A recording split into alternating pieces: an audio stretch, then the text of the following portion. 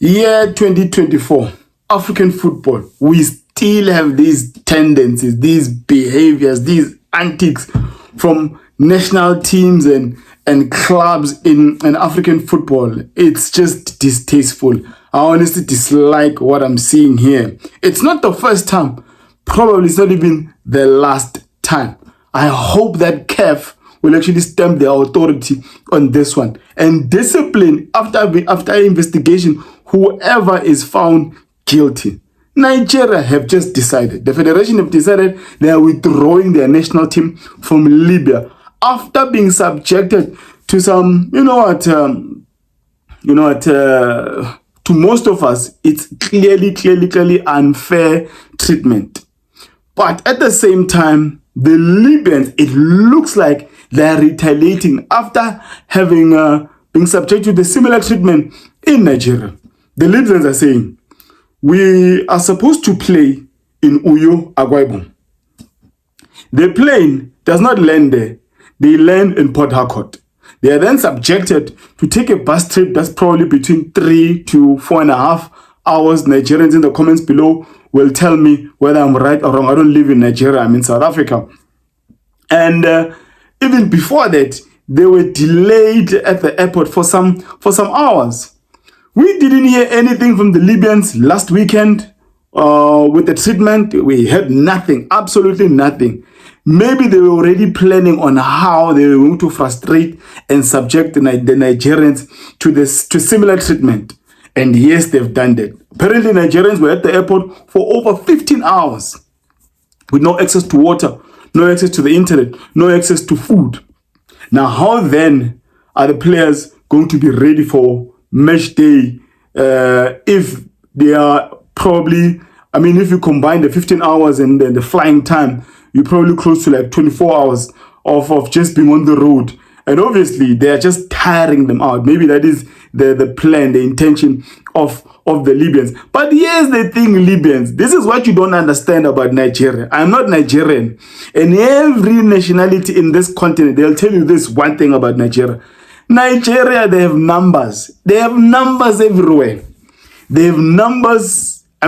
Every country on earth, I kid you not, probably has got a Nigerian. They've got numbers, social media.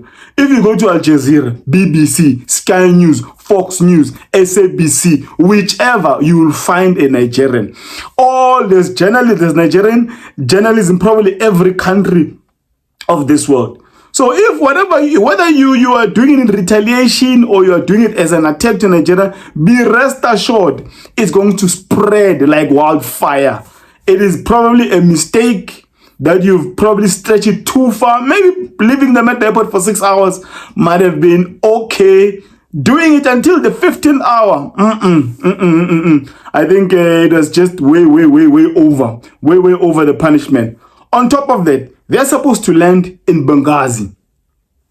A call comes to the pilot that you ain't landing in Benghazi International Airport. Take them somewhere else.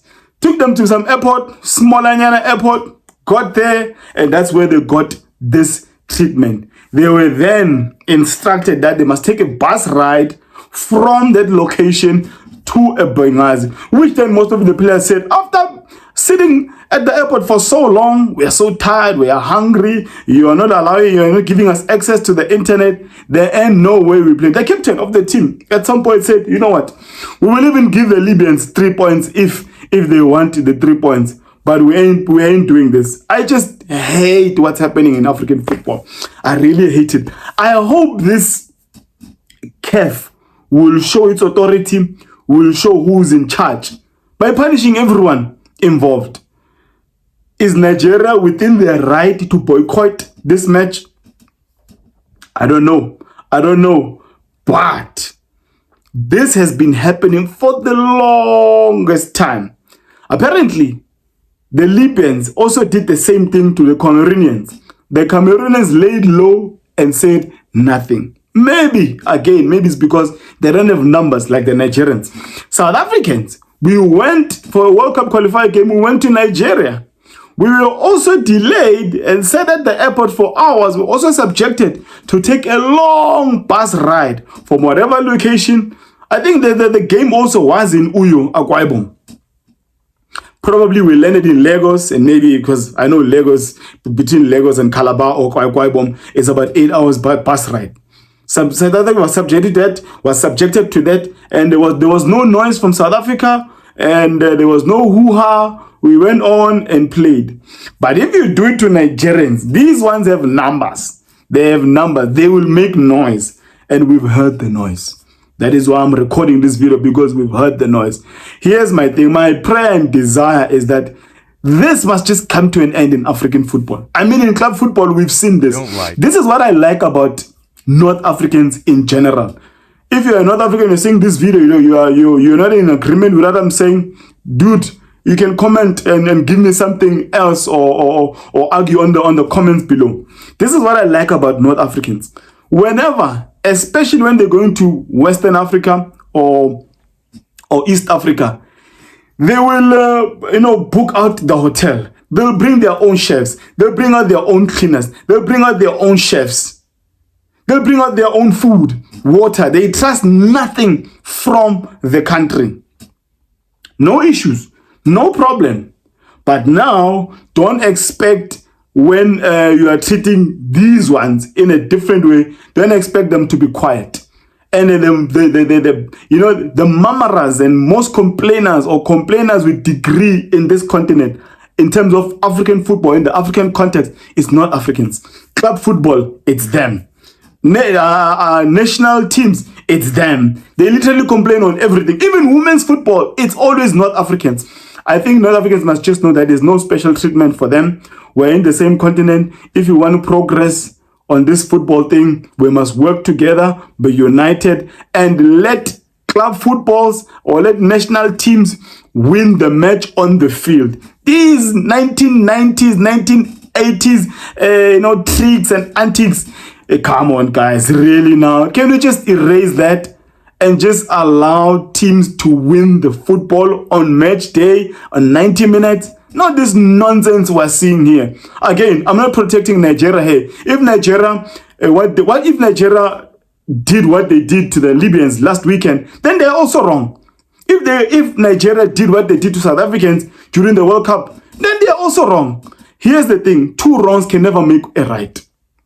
We want everything to work just like it is working perfectly in South America, in Europe, and in any other continent. But in Africa, you have to fight. You have to fight officials. You have to fight hotel staff. We've heard stories where teams go to a hotel and they cook them something that is off, and the whole team is in diarrhea.